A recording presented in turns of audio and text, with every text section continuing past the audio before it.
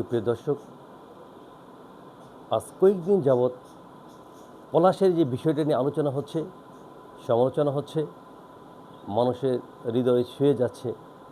আসলে বউ শাশুড়ির যে দ্বন্দ্বটা, সেটা যুগ যুগ ধরে আছে। এখন পলাশ মাকে খুব ভালোবাসতো এবং সে যখন বিয়ে করলো, বিয়ের পরও তিনি চাচ্ছেন মাকে নিয়ে একই সাথে থাকবেন, কিন্তু এটা পলাশের বউ সেটা মেনে নিতে চাচ্ছে না, যেটা জানিয়েছেন পলাশের ভাই। তো এটা নিয়ে তাদের মধ্যে বিভিন্ন রকমের দ্বন্দ্ব ছিল।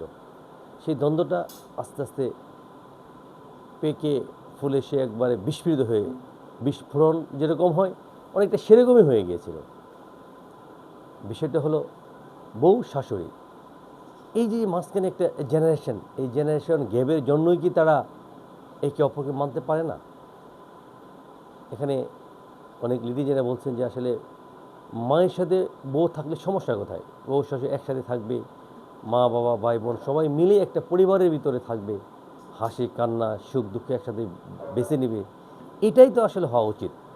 কিন্তু পলাশের বউ সেটা মানতে চাচ্ছে না। সে চাচ্ছে না যে কোনো অবস্থাতেই তার মাকে সাথে রাখতে, তার মাকে গ্রামে পাঠিয়ে দেওয়ার জন্য বলছে। সেটা জানিয়েছে পলাশের ভাই। কিন্তু সমাজ আমাদেরকে কী শিক্ষা দিচ্ছে এতে? যে একজন উচ্চপদস্থ কর্মকর্তা, বিসিএস ক্যাডার, যার টাকা পয়সা সম্মান সব দিকেই ছিল ভালো, কোনো সমস্যা ছিল না, কিন্তু মানসিক নির্যাতন, ভালোবাসার অভাব তাকে কুরে কুরে খেয়েছে। তিনি সেটা হয়তো মেনে নিতে পারে নাই, এই জন্য তিনি চলে গেলেন। কিন্তু এই জিনিসটা তো আমাদের সমাজের ভিতরে, সমাজকে অনেকটা কলুষিতই করছে, যে ছেলে মাকে ভালোবাসতে পারবে না।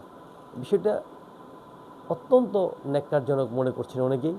কারণ যে মা তাকে এরকমভাবে গর্ভে ধারণ করেছেন, যে মা আমাদেরকে কষ্ট করে ধারণ করেছেন, তার চেয়েও বেশি কষ্ট করে লালন পালন করে একটা পর্যায়ে নিয়ে আসেন, সে মাকে তো ভালোবাসাই স্বাভাবিক, তাই নয় কি?